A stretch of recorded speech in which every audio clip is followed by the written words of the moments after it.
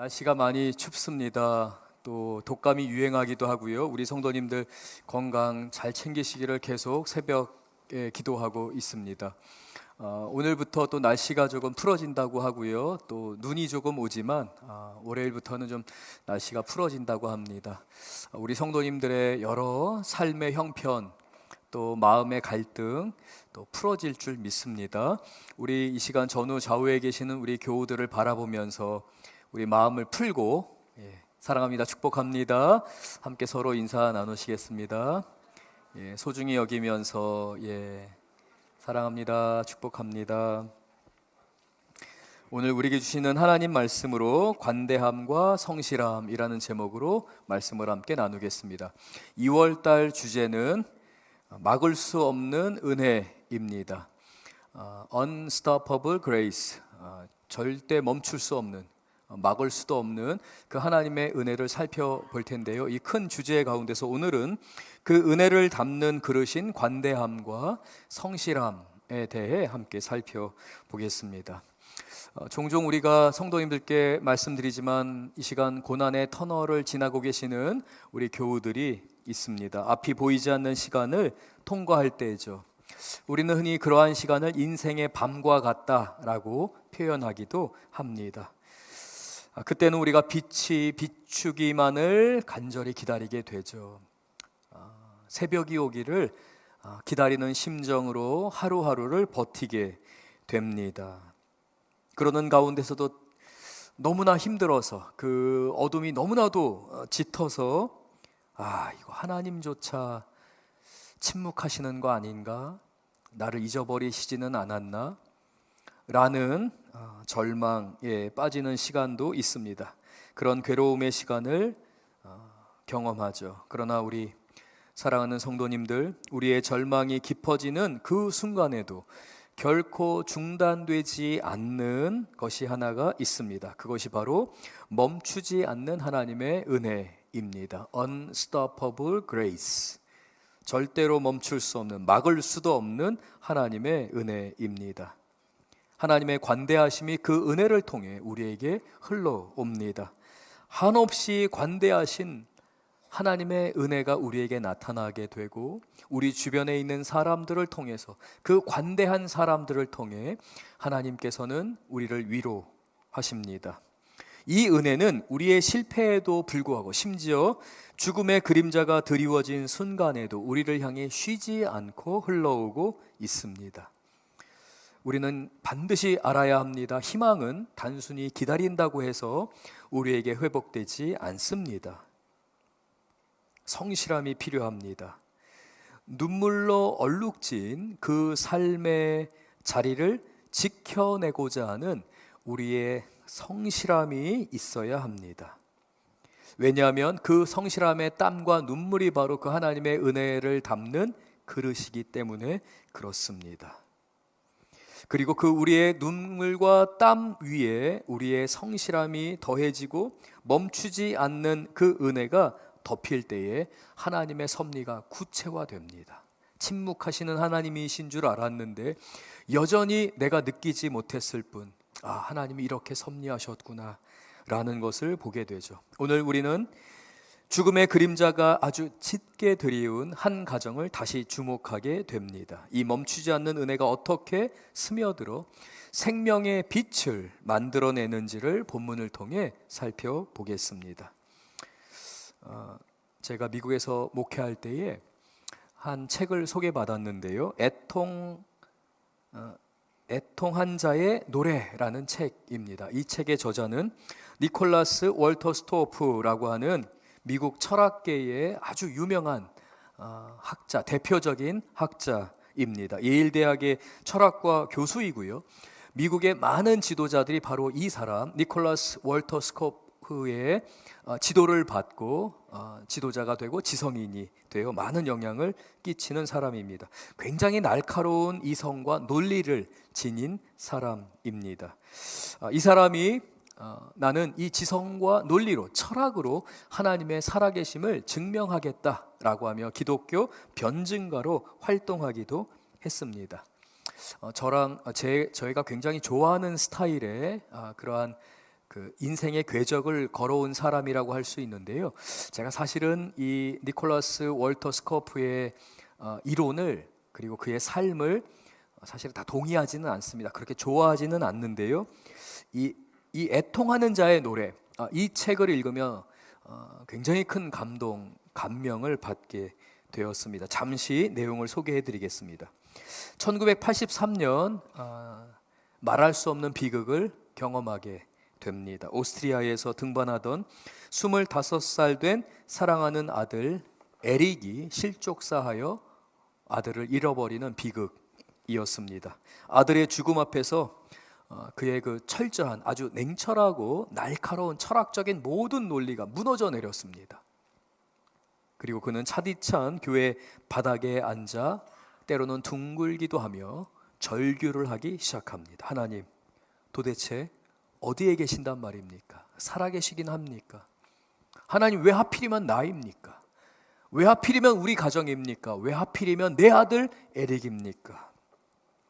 그 처절한 애통의 시간을 통과하여 쓴 책이 바로 이 애통하는 자의 노래라는 책인데요. 이 책에 이러한 대목이 나옵니다. 나는 이제 눈물을 통해서 세상을 볼 것이다. 어쩌면 마른 눈으로는 볼 수 없었던 것들을 보게 될지도 모른다라는 대목입니다. 그는 그 처절하게 교회의 차가운 바닥에서 절규하고 뒹구는 가운데 한 가지 깨닫게 된 것입니다. 눈물을 흘리는 사람, 눈에 눈물이 고여있는 사람만이 볼 수 있는 영역이 있다는 것이죠. 애통의 과정, 슬픔의 과정, 뼈에 사무치는 그 괴로움을 아는 사람이 볼 수 있는 삶의 어떠한 영역이 있다는 것을 고백하는 것입니다. 그러니까 마른 눈, 철학자의 눈이나 날카로운 이성의 눈이나 날카로운 판단력의 눈으로는 볼 수 없는 어떠한 영적인 영역이 있는 것을 고백한 것입니다. 자식을 잃은 아픔을 겪고 있을 때에 그 자식을 잃은 아픔을 누구보다도 잘 아시는 분이 하나님이시라는 것을 깨닫게 되었습니다. 아들을 잃은 자신에게 찾아와서 위로해 주시기보다는 그 누구보다도 더 크게 울어주시고 더 큰 팔로 안아주시는 하나님을 경험하면서 그는 이렇게 고백합니다. 하나님은 전능하신 분인데 사랑 때문에, 우리를 사랑하시기 때문에 그 전능하신 분이 스스로 고통당하기를 선택하셨다 라고 고백합니다. 오늘 우리가 다시 한번 이번 주부터 살펴보는 이 룻기의 말씀에서 이 나옴이라는 사람의 삶이 바로 눈물의 삶입니다. 고통의 삶이라고 할 수 있습니다. 남편을 잃고 두 아들마저 잃은 그녀는 1장에서 이렇게 고백했으며 나를 더 이상 나옴이라고 부르지 말라. 나는 더 이상 기쁨이 아니다. 더 이상 내 인생에 소망이 없다. 차라리 나를 마라, 괴로움이라고 불러라. 내 이름을 나옴이라고 부르면서 나로 하여금 그 기쁨이 없는 것으로 인하여 좌절하고 좌괴감 가운데 빠져있게 만들지 말고 차라리 슬픈 인생이라고 나를 손가락질하라 라고 그는 절규했습니다. 그녀의 눈은 눈물로 가리워집니다. 그리고 그는 이렇게 말합니다. 하나님이 나를 버리셨다. 하나님이 나를 치셨다. 하나님이 나를 괴롭게 하셨다. 하나님이 나를 벌하셨다. 나오미는 그렇게 고백하며 좌절하고 하나님 앞에 불평과 불만을 하게 됩니다. 그런데 오늘 본문 룻기 2장 17절 말씀을 통해 룻이 보아스의 밭에서 보낸 그 첫날 그 돌아온 열매를 보며 나오미는 깜짝 놀라게 됩니다. 분명히 그는 나갈 때만 해도 빈손이었습니다. 그 미래의 삶이 불투명한 인생이었습니다. 그러나 저녁이 되어 돌아온 이 룻의 품에는 한 에바가 되는 보리 열매를 가득 안고 돌아왔던 것입니다. 그리고 그 룻의 입에서 놀랍게도 보아스라는 인물의 이름이 고백되었던 것입니다. 아, 하나님이 나를 돌보고 계시는구나 라는 것을 깨닫게 된 것이죠. 이 부분에 대해서는 설교를 나누며 더 깊이 더 자세히 나누도록 하겠습니다. 사랑하는 우리 귀한 성도님들, 17절에서 23절은 아주 짧은 구절입니다. 이 짧은 구절 안에서 우리는 우리의 텅 빈 인생에 하나님이 어떻게 스며들어 오고 계시고 어떻게 이 텅 빈 인생을 채우시는지를, 그 비밀을 우리는 보게 될 것입니다. 이러한 이해를 바탕으로 저는 우리 성도님들과 함께 세 가지 텅 빈 인생을 채우시는 하나님의 섭리, 하나님의 방법 세 가지를 살펴보겠습니다. 첫째, 은혜는 성실함이라는 그릇에 담깁니다 라는 것이죠. 한번 따라해 보실까요? 은혜는 성실함이라는 그릇에 담긴다. 네, 은혜는 성실함이라는 그릇에 담깁니다. 우리의 땀, 우리의 눈물, 우리의 노력이라는 그릇에 담기는 것이 바로 하나님의 방법입니다. 두 번째는 어디서 내가 살고 있느냐, 일하고 있느냐, 어디서 이것을 얻었느냐 보다는 누구가 함께 했느냐가 더 중요합니다. 그러니까 어디서보다는 누구와 관계하고 있느냐가 더 중요하다는 것이죠. 세 번째는 하나님의 인애는, 하나님의 사랑은, 하나님의 관대하심은 죽음을 넘어서 역사한다는 것을 세 번째로 살펴보겠습니다. 먼저 은혜는 성실함이라는 그릇에 담깁니다 라는 이 방법에 대해 17절과 18절 말씀 우리 같이 한번 읽겠습니다. 17절 18절입니다. 룻이 밭에서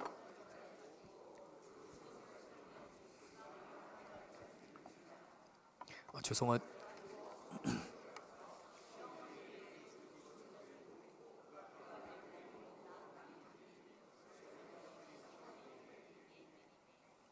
네, 감사합니다. 목사님, 저 죄송한데요. 제가 이 바람 때문에 좀 목이 메이면 물 좀 부탁드리겠습니다. 17절 말씀을 보면 룻이 밭에서 언제까지 줍고 그리고 떨었다고 이야기합니까? 저녁까지 줍고 그 주운 것을 떨었다. 이건 이제 타작을 했다는 의미인데요. 하나하나 좀 살펴보겠습니다. 먼저 룻은 아침부터 저녁까지 성실하게 일했습니다. 사실 룻은 저녁까지 일하지 않아도 되었습니다. 왜 그렇습니까? 우리가 1장에서 2장을 살펴보는 가운데 룻은 이미 보아스에게 은혜를 입었습니다. 그래서 보아스가 이 룻을 점심 잔치 가운데 초대해 주었습니다. 배불리 먹게 했고 뿐만 아니라 식사가 다 끝난 다음에는 쉬게 해주며 소년들에게, 함께 일하는 사람들에게 이 룻을 보살펴주고 룻에게 충분히 보상하라고 명령을 했기 때문에 아유, 오늘은 기대 이상의 많은 결과를 얻었네, 이렇게 생각할 수 있습니다. 이만하면 됐어 라고 하며 일을 멈췄을 수도 있습니다. 우리가 그런 유혹을 받거든요. 이 정도면 됐어 라고 하는 유혹을 받게 됩니다. 그러나 룻은 요령을 피우지 않습니다. 오히려 은혜가 입었기 때문에 해가 질 때까지 허리를 펴지 않고 충성을 다해서, 최선을 다해서 보리를 줍고 타작을 하며 바구니에다가, 그 보자기에다가 보리를 담고 있는 것입니다. 치열한 삶의 현장을 살아가는 우리 성도님들의 모습이라고 할 수 있죠. 제가 목회를 하면서 종종 우리 성도님들을 신방을 할 때에, 그리고 제가 이민 목회를 하는 가운데 우리 이민자들의 삶을 사는 가운데 이 룻이 밤늦게까지, 저녁까지 성실하게 사는 그 모습, 저는 우리 성도님들의 모습에서, 그리고 함께 제가 목회했던 우리 성도님들, 그리운 우리 성도님들의 모습에서 그런 모습들을 많이 발견하게 됩니다. 오히려 은혜가 입었기 때문에 더욱더 열심히 살려고 하는 것이죠. 은혜는 게으름의 핑계가 될 수 없습니다. 이만큼 했으니까, 그래도 하나님이 이만큼 주셨으니까, 이만큼이라도 누리게 하셨으니까 됐어, 이 정도면 됐어 라고 하는 것이 아니라 더욱더 깊은 헌신, 더욱더 주님께 성실하게 나아가고자 하는 그러한 동력, 그러한 동기를 가져다 줍니다. 제가 미국에서 목회할 때 우리 이민교회 유스 아이들, 우리 청소년 아이들과 함께 젠슨 황에 대해서 함께 공부하고 우리 이민자 아이들에게 우리가 어떻게 살아야 되는지에 대해서 이 말씀에 적용하면서 함께 공부한 적이 있는데요. 우리 성도님들께 잠시 소개해 드리겠습니다. 이 젠슨 황은 여러분 아마 많이 들어보셨을 텐데요. 최근에 아주 많이 뉴스에 나오는 사람입니다. 엔비디아라고 하는 회사의 CEO입니다. 지금 AI 혁명을 일으키는 가운데서 가장 두각을 나타내는 인물이라고 할 수 있습니다. 그러나 그의 시작은, 그의 어린 시절은 초라하기 그지없었습니다. 초라한 이민자였고 아주 가난한 이민자였습니다. 너무나도 미약한 아이였습니다. 대만에서 태어나 9살 때 삼촌네 집으로 보내지게 됩니다. 아버지 어머니가 오시기 전에 먼저 이 젠슨 황은 삼촌네 집으로 가게 되죠. 그리고 학교에 입학하게 되는데 그 학교는 문제아들이 다니는 학교였습니다. 젠슨 왕의 학교 생활은 결코 쉽지가 않았습니다. 가난한 데다가 학교에서도 정을 붙일 만한 친구가 없었습니다. 너무 가난했기 때문에 중학교를 지나 고등학교에 진학했을 때에는 미국의 패밀리 레스토랑인 데니스라고 하는 레스토랑에서 아르바이트를 해야만 했습니다. 지친 몸을 이끌고 학교를 마친 후에 식당을 가게 되면 밤늦게까지 일을 해야 했습니다. 그렇게 일을 하며 학비를 벌어야만 하는 처지였습니다. 아주 어린 시절부터 그는 생계의 현장에 내몰렸던 것입니다. 그때에 이 젠슨 왕은 다짐을 하게 됩니다. 내가 다른 건 몰라도 이 식당에서 접시 닦기에 있어서만큼은 가장 깨끗하게, 가장 열심히, 가장 효과적으로 닦는 사람이 되겠다 다짐을 하게 되죠. 그리고 실제로 그는 그 레스토랑에서 가장 열심히 일하는 접시 닦기 직원이 됩니다. 어느 날 학교를 옵니다. 문제아들이 가득한 학교입니다. 화장실은 담배꽁초로 가득하고요. 학교 구석구석은 오줌이나 그러한 배설물로 찌린내가 가득했습니다. 학교를 싫어하게 됐죠. 그러던 어느 순간 젠슨 왕이 내가 이 학교에 빛이 되어야겠다라고 생각합니다. 그리고 어느 날부터인가 갑자기 젠슨 왕은 화장실에 담배꽁초를 다 모읍니다. 그리고 화장실 구석구석을 닦기 시작합니다. 말씀드렸던 것처럼 불량한 학생들이 많은 학교예요. 싸움이 일어납니다. 작은 동양인이에요. 피부 색깔이 다르기 때문에 언제나 무시를 당하는 아이였습니다. 근데 젠슨 왕은 오히려 그곳에서 내가 여기에 빛이 되겠다라고 다짐을 했던 것입니다. 결코 쉽지 않았습니다. 하루하루를 견디는 것 자체가 그에게는 고역이었습니다. 그러나 포기하지 않았어요.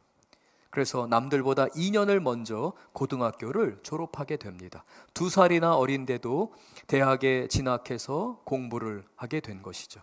이 엔비디아라는 회사는요, 출발할 때부터 문제가 많은 회사였습니다. 언제나 위기가 닥쳤습니다. 자금의 위기가 있었고요.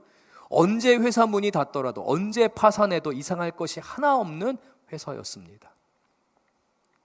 기술력은 있었습니다. 그러나 그러한 기술력은 실리콘밸리의 많은 회사들도 그 정도의 기술력은 가지고 있었습니다. 근데 젠슨 왕의 성실함이 빛을 발한 것은 바로 그 위기의 순간이었습니다. 어려운 시절부터 가난했기 때문에 그 가난함 가운데서 내가 성실해야겠다, 내가 남들보다 이 분야에 있어서만큼은 가장 뛰어난 사람이 되어야 되겠다라는 그의 성실함이 빛을 발한 것은 회사가 부도 위기에 놓였을 때였습니다. 그는 많은 사람들을 찾아갑니다. 투자를 해달라고 요청을 합니다. 마침내 그에게 투자하기로 결정한 사람들의 공통적인 대답은 기술력보다는 젠슨 황의 성실함이었습니다. 이러한 열정과 이러한 성실함과 이러한 책임감을 가진 사람이라면 이 정도 투자는 아깝지 않겠다라는 고백이었죠. 사랑하는 우리 귀한 성도님들, 오늘 본문에 등장하는 룻의 삶이 바로 그렇습니다. 이삭 줍기는 그 당시에 가장 비천한 일이었습니다. 남들이 알아주는 일이 아니었습니다. 그러나 이 룻은 그 이삭을 줍는 일이 자신에게 주어졌을 때 저녁 늦게까지 혼신의 힘을 다해서 시어머니를 위해, 그리고 자신을 하이어해준, 자신을 고용해준 그 보아스와 주변 사람들을 위해서 열심을 다해서 그는 봉사했습니다. 노력했습니다. 뿐만 아니라 오늘 본문 가운데 이 룻의 노동 가운데에 그가 타작을 했다, 떨었다라는 이 표현은 what 하보트라고 하는 히브리어인데요, 이것은 단순하게 흔드는 것이 아니라 알곡을 얻기 위해서, 알맹이를 얻기 위해서 열심히 두드려서 알곡을 얻는, 결과물을 얻는 행위입니다. 그냥 대충 담아서 그냥 가지고 가는 것이 아니라 최대한 내가 노력을 해서 아주 알곡들만 고아내고자 하는 노력을 담아내는 표현입니다. 그것을 한 에바를 가지고 나오미에게 가지고 온 겁니다. 새벽에는 빈손으로 출발했지만 저녁에 들어올 때는 한 에바나 되는 보리곡식을 가지고 온 거예요. 근데 나오미가 깜짝 놀란 것은요, 시어미 나오미가 놀란 것은 그 보리곡식이 알곡으로 가득한 거예요. 뭐 하나 버릴 거 없이 어떻게 이렇게 깨끗하게 모아도 알곡만 모았는지, 그 보리곡식이 가득 20리터가 되는 그 큰 보리곡식 안에, 그 보자기 안에 바로 이 보리곡식이 들어있던 것입니다. 15kg, 20kg나 되는 엄청난 무게의 양이었습니다. 이것은 하나님의 기적과 같은 것이었습니다. 나오미에게는 기적과 같은 경험이었습니다. 버림받을 줄 알았는데 이 며느리 룻이 새벽에 나아가서 빈손으로 나아갔다가 저녁 때에 가득 안고 들어오는 그 보리 에바를 보면서 이 나오미는 하나님의 은혜를 누리게 되었습니다. 경험하게 된 것이죠. 그것은 보아스의 관대함과 성실한 룻의 땀이 어우러져서 맺어진 열매입니다. 이와 같이 하나님의 은혜는 성실함이라는 보자기를 통해 성실함이라고 하는 그릇 안에 담기게 됩니다. 사랑하는 우리 귀한 성도님들, 어쩌면 우리 성도님들 가운데에는 남들이 알아주지 않는 곳, 힘든 곳, 그저 빈들과 같은 곳에서 하루 종일 일해야 하는 우리 성도님들이 있습니다. 아무도 불러주지 않고 주문도 들어오지 않습니다. 때로는 그 자리에 멍하니 있을 때도 있습니다. 하나님의 은혜는 그 빈들에서 저녁까지 허리를 굽히지 않고 땀을 흘리는 사람에게 부어지고 그의 성실함이 그 하나님의 은혜를 담아내게 됩니다. 하나님께서는 그 성실함 가운데 그 빈 주머니를 가득 채워주시는 분입니다. 오늘 말씀을 통해 우리 사랑하는 성도님들 한 분 한 분의 삶 가운데에 혹시 성도님들 가운데 빈 주머니, 그 빈 주머니를 바라보며 그 먼지를 바라보며 낙심 가운데 있는 성도님이 계시다면 채우시는 하나님의 은혜가 이번 주간 임하기를 주의 이름으로 축원합니다. 그리고 우리는 어디서보다 누구와가 더 중요한 것을 살펴봐야 합니다. 19절 말씀 같이 보겠습니다. 시어머니가 그에게 이르되 오늘 어디서 주었느냐 어디서 일을 하였느냐 너를 돌본 자에게 복이 있기를 원하노라 하니 같이 읽겠습니다. 룻이 누구에게서 일했는지를 시어머니에게 알게 하여 이르되 오늘 일하게 한 사람의 이름은 보아스니이다 하는지라. 오늘 본문 가운데에 이 나오미는 깜짝 놀랍니다. 이 룻이 며느리가 엄청난 양의 보리 곡식을 주머니에 담아 가지고 온 것입니다.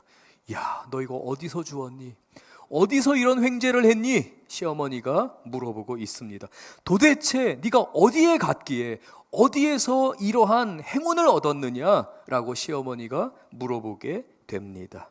그런데 룻의 대답이 너무나 흥미롭습니다. 이건 성경이 의도적으로 우리에게 그렇게 말씀하는데요. 시어머니는 분명히 어디에서 주었느냐, 어디에서 일을 하였느냐라고 물어봤는데 룻은 이렇게 대답합니다. 오늘 일하게 한 사람의 이름은 보아스입니다 라고 대답합니다. 사랑하는 우리 귀한 성도님들, 이 19절 말씀은 우리에게 교훈을 주는 말씀입니다. 우리는 때로 내가 저기에서 일해야 되는데, 저 직장을 가야 하는데, 내가 그래도 저기에 속해 있어야 하는데, 저기에 투자해야 하니까 이러한 그 결과물을 얻었다고 하는구나, 저기에 투자해야 되는구나 라고 하며 우리는 어디가 중요한 것처럼 생각합니다. 세상 많은 사람들이 도대체 어디에서 그러한 행운을 얻을 수 있을까? 어디에서 그런 횡재를 할 수 있을까? 어디에 투자하느냐, 어디서 일하느냐, 어디에 머물러 있느냐를 관심 갖습니다. 그런데 성경은 우리에게 장소가 아니라 사람이 중요하다고 말하는 것입니다. 누구를 만났느냐인 것입니다. 누구를 만났느냐는 근본적으로 거슬러 올라가게 되면 바로 우리를 돌보시고 인도하시는 하나님과 동행하고 있느냐, 하나님과 동행해서 그 하나님이 만나게 하시고자 계획하신 그 사람을 만났느냐?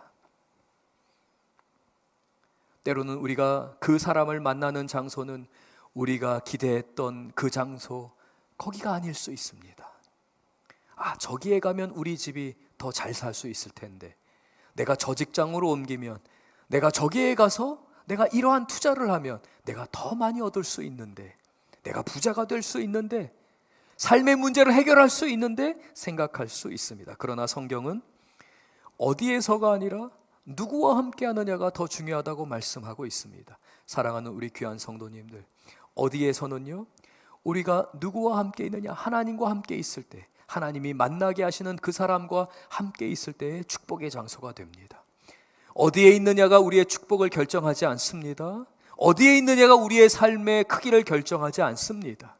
누구와 함께 있느냐, 진정한 하나님의 손에 붙들림 받아 있느냐가 우리의 삶의 축복, 우리의 삶의 크기를 결정한다는 것을 깨닫는 우리 성도님들 되실 줄로 믿습니다. 또한 이 하나님의 사랑, 이 하나님의 인애는 죽음을 넘어서서 역사합니다. 20절부터 23절 우리 같이 한번 읽겠습니다. 20절부터 23절 같이 읽겠습니다. 나오미가 자기 며느리에게 이르되,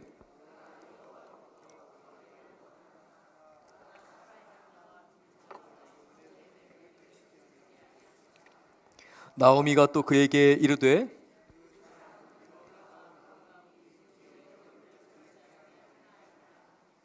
모압 여인 룻이 이르되, 그가 내게 또 이르기를 내 추수를 다 마치기까지 너는 내 소년들에게 가까이 있으라 하더이다 하니, 나오미가 며느리 룻에게 이르되, 내 딸아, 너는 그 소녀들과 함께 나가고 다른 밭에서 사람을 만나지 아니하는 것이 좋으니라 하는지라. 23절 이에 룻이 보아스의 소녀들에게 가까이 있어서 보리 추수와 밀 추수를 마치기까지 이삭을 주우며 그의 시어머니와 함께 거주하니라. 먼저 우리 23절을 좀 주목하면서 두 가지 아주 중요한 내용을 살펴보겠습니다. 먼저 이 룻이 시어머니의 요청에서는 정말 잘됐다, 하나님이 우리를 돌보시는구나, 이제 너 계속해서 그 보아스의 소년들과 함께 일해라, 그 소년들을 따라다녀라, 그 소년들이 일하는 곳에 있으면서 그 소년들의 도움을 받으라 라고 요청을 합니다, 시어머니가. 근데 23절을 보면 하나님께서 룻이 보아스의 밭에서 일을 하게 하는데 소년들이 아니라 누구와 함께 하게 하셨어요? 소녀들과 가까이 하게 하셨습니다. 이것은 무엇을 의미합니까? 시어머니는 분명히 계획을 세웠습니다. 소년들과 있으면서 더 많은 것을 얻을 것으로 기대했습니다. 그러나 하나님은 룻을 아주 아름답게 보호하시며 소녀들과 함께 있으며 그의 삶을 보호하시고 그를 존귀하게 하시면서 오히려 소년들과 있을 때보다 더 많은 것을 풍성히 주셨습니다. 그래서 이 룻은 그 시어머니 나오미와 함께 풍요롭게 사는데 언제까지 그 혜택을 누렸다고 합니까?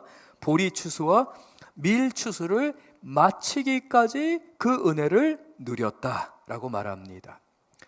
보리 추수에서 밀 추수를 마친 기간은 오순절 기간을 나타내는 것입니다. 마치 예수님께서 성령이 임하시기까지 예루살렘을 떠나지 말라 했던 것처럼 이 나오미와 룻을 하나님이 공급하십니다.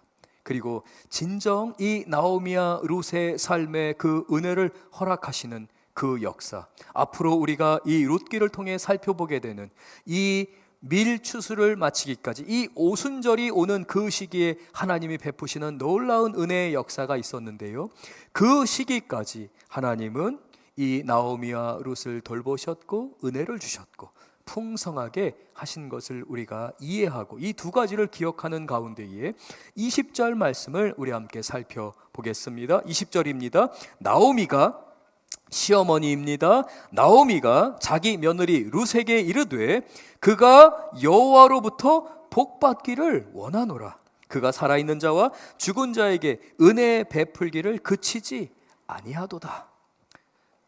우리는 살아서 아무 소망이 없는 줄 알았다. 몸은 살아있지만 나는 죽은 인생과도 같았다.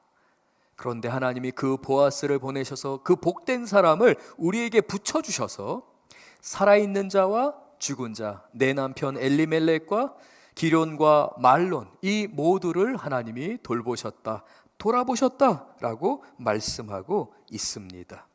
그러면서 뭐라고 말합니까? 그 사람은 우리와 가까우니 우리 기업을 물을 자 중에 하나니라. 우리 기업을 무르다라는 이 무르다라는 표현은 바로 우리가 잘 아는 고엘이라는 제도입니다. 친척이나 가족 가운데에 누군가가 파산을 했을 때, 누군가가 큰 빚을 지었을 때, 그 가정에 엄청난 어려움이 닥쳤을 때에 그 가족 가운데 한 사람이 그를 도와주는 것이죠. 그를 구출해 주는 것이 바로 고엘 제도입니다. 여기에서의 이 고엘은 가알이라고 하는 히브리어의 원어에서 유추된 단어인데요, 바로 이 가알이라는 단어는 건져내다 라는 표현입니다. 바로 예수님을 나타내는 구원자, 구속자라는 단어이죠. 저와 여러분이 예수님 안에서 우리의 죄값이 용서받았습니다. 자유하게 되었습니다. 우리의 구출자가 되시는 예수님이 우리에게 찾아오신 겁니다. 바로 나오미는 그 고백을 하고 있습니다. 다 끝난 인생인 줄 알았는데 살아있는 자와 죽은 자 모두에게 은혜를 베푸는 하나님의 역사가 보아스를 통해 너와 나에게 임했다라고 시어머니가 이야기하고 있습니다. 죄로 인하여 생명과 기업을 잃어버린 우리들, 하나님 주신 축복을 잃어버린 우리들입니다. 그러나 우리 예수님께서 우리를 구원해 주셨습니다. 십자가에서 죽으시고 부활하심으로 말미암아 우리를 자유하게 하셨습니다. 예수님의 핏값을 지불하시고 우리를 되찾아 주신 겁니다. 바로 여러분의 인생, 저의 인생이 그렇습니다. 사랑하는 우리 귀한 성도님들, 저는 우리 성도님들과 함께 이 하나님의 은혜가 성실함이라는 그릇에 담기게 되고, 그 하나님의 은혜가 하나님의 관대함, 그리고 그 하나님의 관대함을 경험한 또 다른 사람을 통해 나의 삶을 풍요롭게 하는 것을 룻기를 통해 우리는 배우고 있습니다. 오늘 삶의 현장 가운데서 괴로움과 아픔 가운데 있는 우리 성도님들이 계시진 않습니까? 어쩌면 룻과 같이 새벽같이 출근을 하여서 밤늦게까지 뼈가 아플 정도로, 온몸이 시릴 정도로 노동을 하고 그 아픈 몸을 이끌고 집으로 돌아오시는 우리 성도님들이 계시지는 않습니까?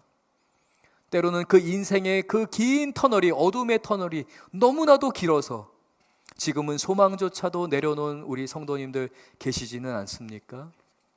제가 설교 초반에 젠슨 황이라고 하는 사람을 소개시켜 드렸습니다. 제가 저희 아이들을 양육할 때에 제가 우리 아이들에게 아무것도 해줄 수 없는 형편에 놓여 있을 때가 있었습니다.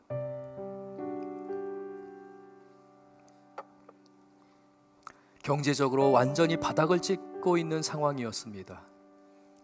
하루하루 먹을 것을 걱정해야만 하는 상황이었습니다. 다음 달은 내가 어떻게 살지? 다음 달도 내가 이 사역을 감당할 수 있을까? 하나님이 그 하나님의 종들에게 양식을 보내주신다고 하는데 하나님이 다음 달에 양식을 보내주실까? 정서적으로 무너졌습니다.